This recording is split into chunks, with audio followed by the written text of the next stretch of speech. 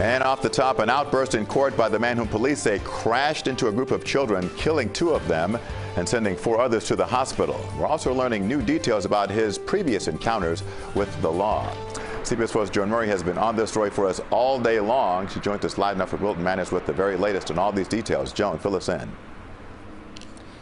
Yeah, good evening, Jim. Well, people continue to stop by this makeshift memorial for the 2 little girls who died. You can see somebody is there right now, and they're lighting a candle. They're leaving candles and stuffed animals and flowers for these children. Meanwhile, in court today, the man accused of causing all this mayhem had an appearance, but he had an outburst and then left.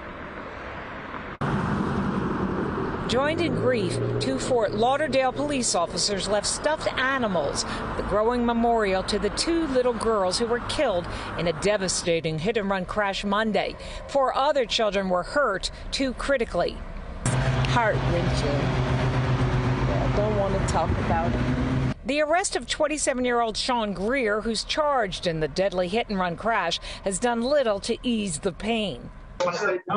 You can't make me say this. All right, bro. Greer scuffled with detention deputies during his bond hearing. Investigators say he has confessed to the hit and run that happened when he tried to pass a Broward bus and careened out of control. Using a bumper he left behind and a partial VIN, investigators say they found his damaged Honda parked at his girlfriend's home. According to Greer's arrest report, Greer told her if the cops come by, don't tell them whose car that is. The defendant has never had a driver's license in the state of Florida. Its privilege has been suspended since 2016. Not only should Greer have never been behind the wheel of a car, but we learned he's on probation for a burglary in Broward County. And because of that probation violation, he will stay in jail for now. Your Honor, he stepped away. He didn't want to come back and step in front of the judge. Okay.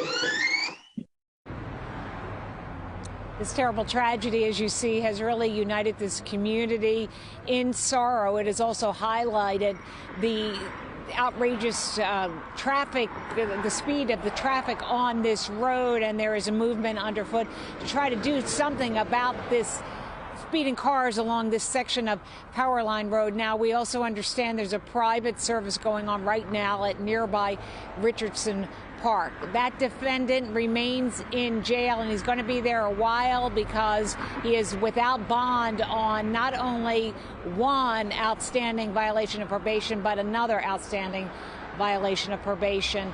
And even if he settles that, he has thousands of dollars he'd have to come up with in bond money for the more than a dozen charges he's facing related to this hit and run. In Wilton Manors tonight, Joan Murray, CBS 4 News.